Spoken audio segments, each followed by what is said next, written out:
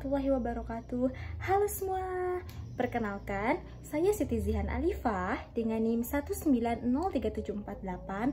Saya dari kelas 4 APG PAUD Fakultas Ilmu Pendidikan Universitas Pendidikan Indonesia. Pada pembuatan video kali ini diajukan untuk memenuhi tugas mata kuliah Strategi Pengembangan Kognitif dan Bahasa Anak Usia Dini yang diampu oleh Ibu Dr. Eis Kurniati MPD. Nah, apa saja sih yang akan dibahas dalam video kali ini?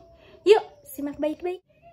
Video kali ini akan membahas mengenai rendahnya kemampuan literasi anak Indonesia. Lalu, apa sih yang disebut dengan literasi itu?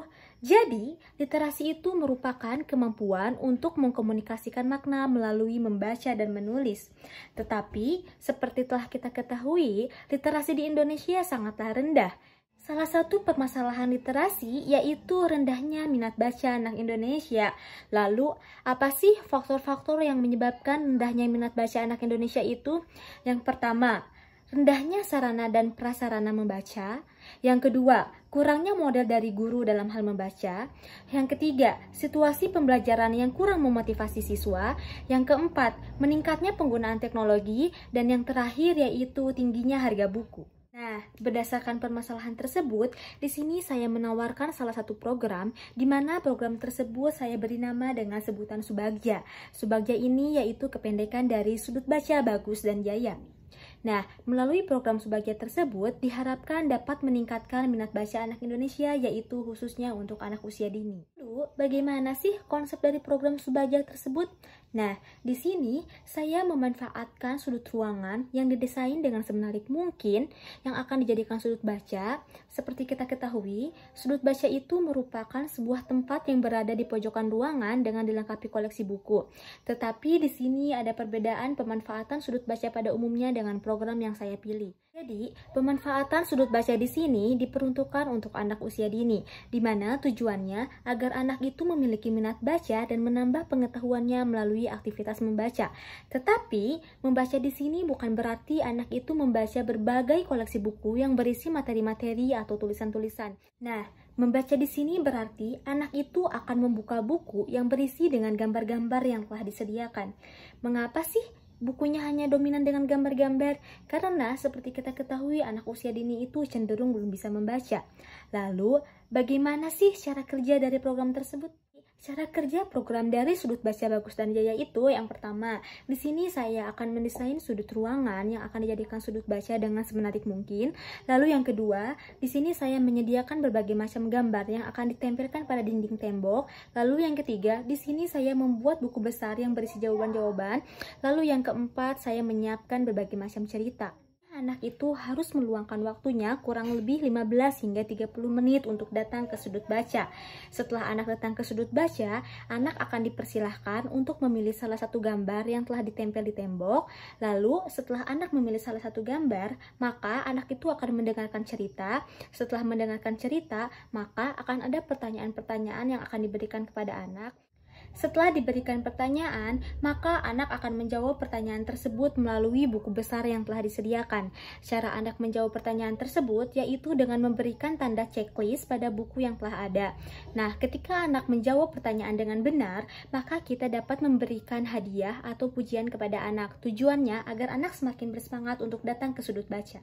Nah, seperti itulah program dari Sudut Baca Bagus dan Jaya yang saya rancang. Untuk selanjutnya, yuk kita simak implementasi dari program Subagja tersebut.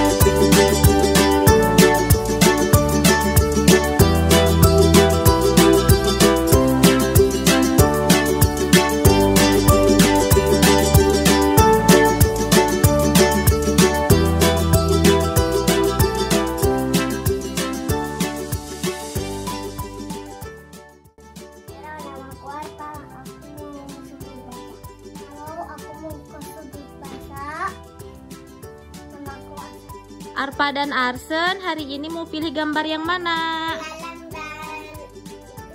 dan semut. Arsen juga sama. Oh, yang kancil dan buaya. Boleh.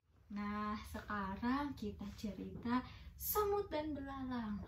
Ulang. Iya, kita ulang ceritanya. Nah, pada suatu hari di sini, pada suatu hari ada seekor semut dan seekor belalang.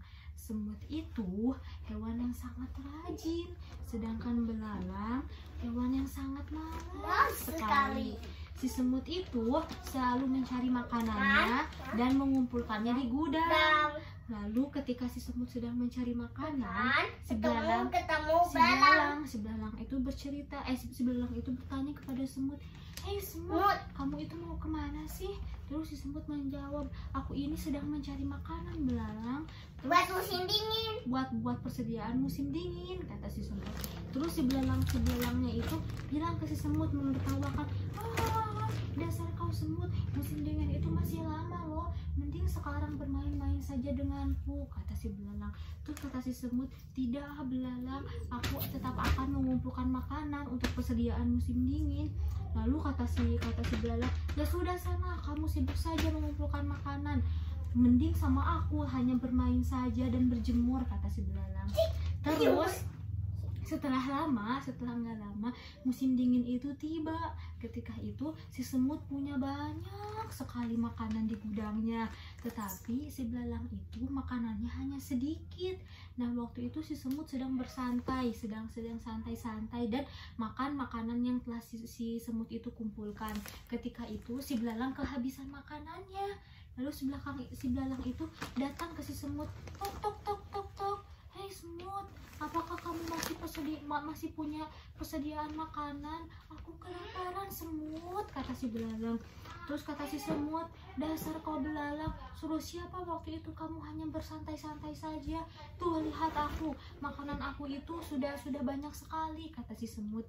Terus kata si belalangnya langsung pergi. Ketika si belalang mau mati kedinginan karena kelaparan, lalu si semut memberinya si belalang makanan karena si semut merasa kasihan kepada si belalang. Selesai deh. Berarti kita itu harus hidup seperti semut yang rajin dan suka menolong orang. Nah, jangan seperti si belalang. Si belalang itu suka mengejek-ngejek si semut, terus suka bermain terus dan malas. Nah, sekarang ada pertanyaan buat Arpa. Hewan apa aja yang tadi disebutin? Semut belalang.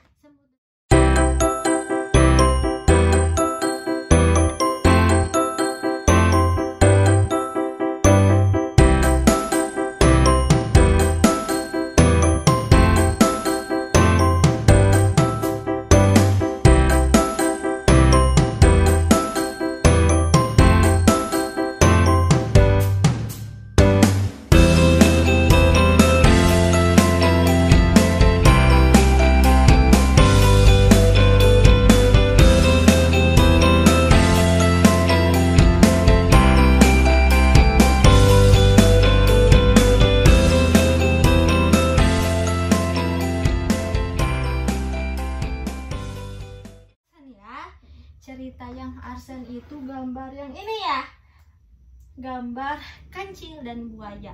Kita mendengarkan cerita kancil dan buaya. Pada suatu hari ada seekor kancil sedang beristirahat di bawah pohon yang sangat rindang sekali. Nah, si kancil itu sedang tertidur pula sambil menikmati angin sepoi-sepoi. Lalu ketika si kancil di tengah-tengah pohon tersebut, si kancil itu lapar dan perutnya keroncongan. Akhirnya hal tersebut membangunkan si kancil. Si kancil langsung berbicara, "Aduh, perutku lapar. Perutku sangat lapar sekali sehingga aku bangun dari tidur aku." Apa juga padahal lapar. Aku juga lapar. Lalu ketika itu si kancil mendengar suara air sungai yang mengalir. Nah, akhirnya si kancil itu pergi bergegas ke sungai tersebut. Lalu di sungai itu ada buaya besar. Buayanya hanya ada satu waktu itu. Buaya tersebut ada di sungai. Lalu karena si Kancil itu Buayanya ada pintar, 4. iya, nanti ada teman-temannya. Nah, ketika si Kancil itu memiliki pikiran yang cerdik, kan si Kancil itu pintar. Lalu si Kancil itu akan memanfaatkan si buaya dengan cara menipu si buaya. Wah, ada si buaya nih, mau aku tipu kata si Kancil. Lalu si Kancil itu datang kepada buaya.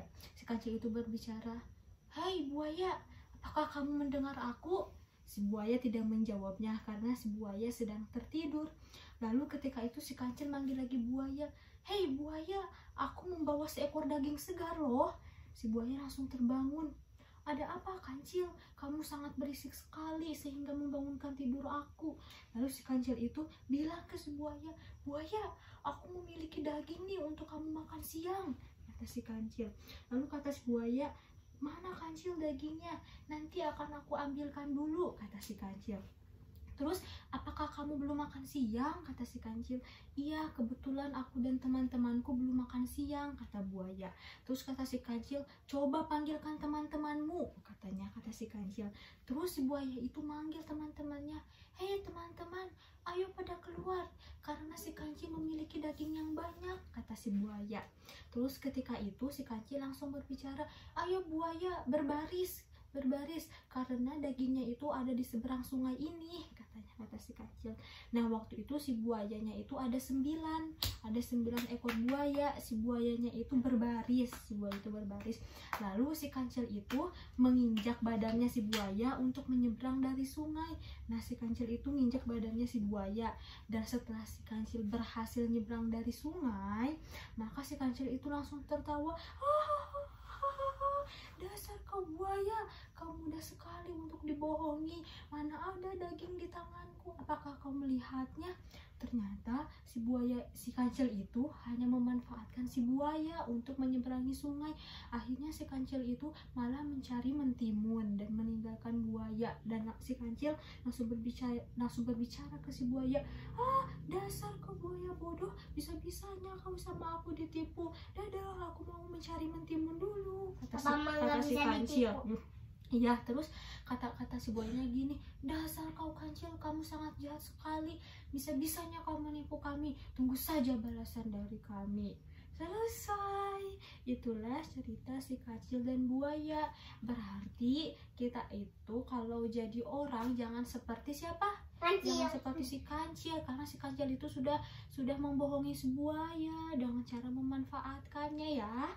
Jadi kita jangan berbohong, harus baik, oke? Nah, Hewan juga manusia. Iya, hewan juga kan punya perasaan kayak manusia. Nah, sekarang Teteh punya pertanyaan buat Arsen. Buat Arsen dulu ya, nanti baru buat Arpa karena ini ceritanya Arsen yang pilih. Ada berapa hewan yang tadi diceritain? Hewan apa aja? Segini. Hewan apa aja yang tadi diceritain? Buaya dan? Kancil. Betul. Nah, sekarang Arsen jawab pertanyaannya di buku ini ya.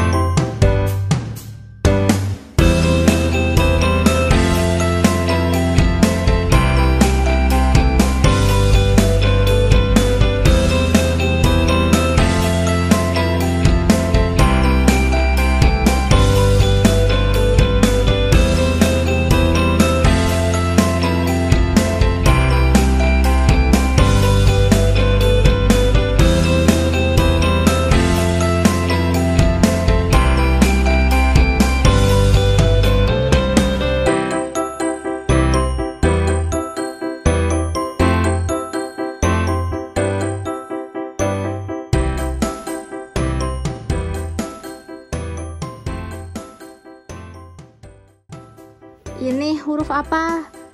Buaya. B. Iya, ini B, ini U. Ini A. Ini Y. Y. Ini A. jadi dibaca buaya. Buaya. Sen, Arfa. Gimana sekarang perasaannya tadi mendengarkan cerita dan bermain ke sudut baca? Seru bukan? Nanti datang lagi ke sini ya, Ya. untuk mendengarkan cerita dan menulis.